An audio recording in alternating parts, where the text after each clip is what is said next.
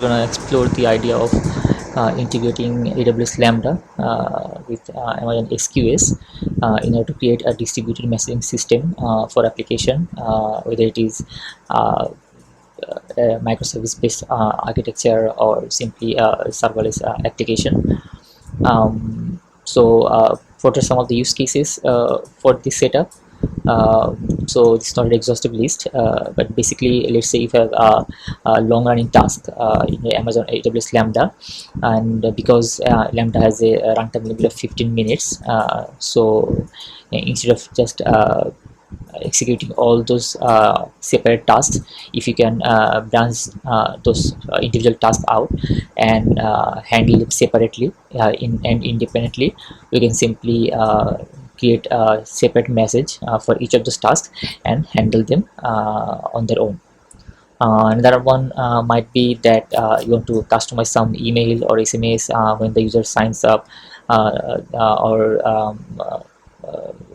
some order or purchasing system process happens in your system.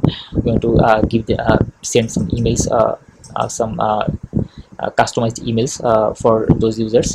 So instead of just writing these email sending sections all over our code base, we can centralize all those in a SQS handler and simply create SQS messages from all those separate places that we need to trigger this email or SMS process.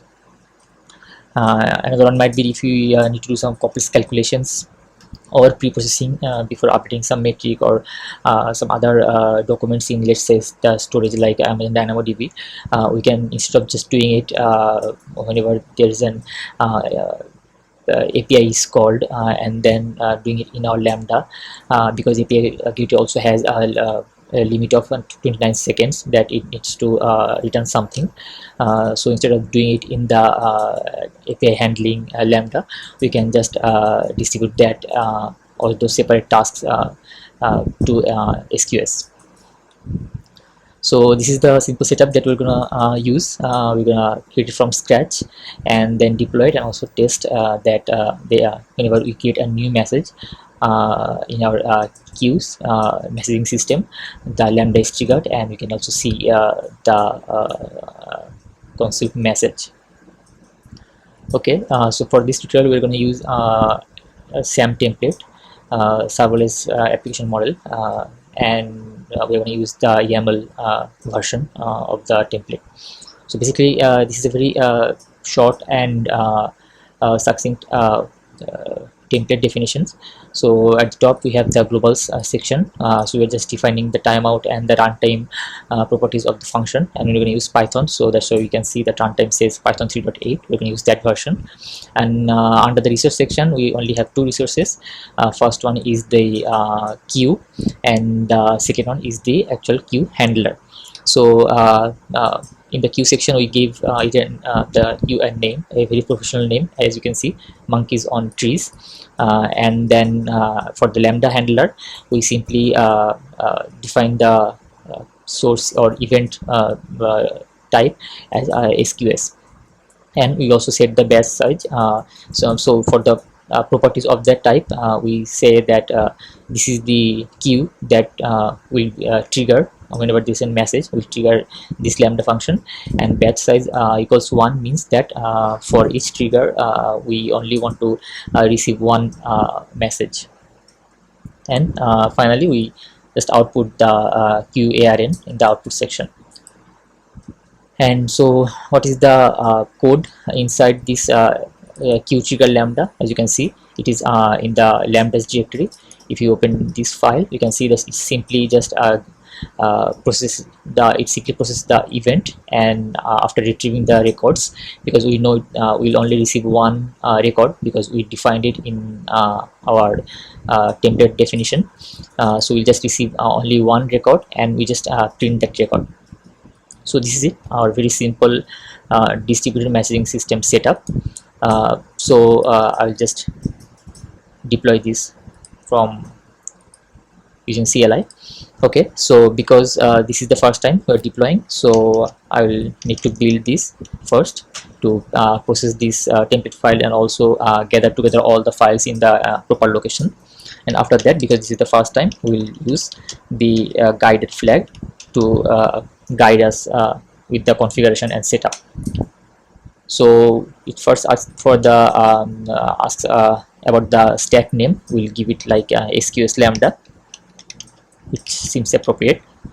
After that, it asks for the region. For that, we'll use west 1, which is the Ireland region, and then we'll simply just select the all the basic setup. And yes, configuration file. Yes, they will store all these configuration parameter that you are setting now in this SAM config file, and the next time we can simply just run SAM deploy after SAM build to just deploy it without going through all of these steps all over again. Okay, so I'll just select all the default options. Now this will create the change set and also ask for a confirmation if everything's fine, that whether actually we really want to deploy this stack, and we'll confirm it.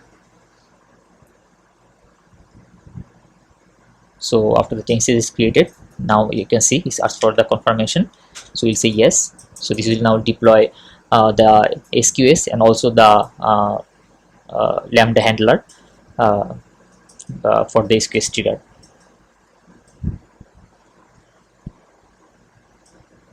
So we can see if we go to the CloudFormation console, you can see this SQS Lambda is now has a status create in progress. So it's creating all the resources and deploying those resources. So as you can see, the rule is complete now. Also the trigger is complete because we only have 2 resources. So it will just take only a couple of minutes to deploy this stack.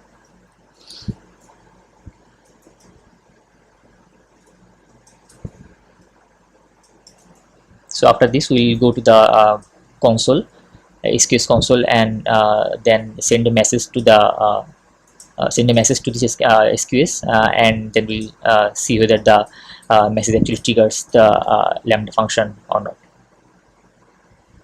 So we're waiting for the queue to get deployed. As you can see, the creation is complete now.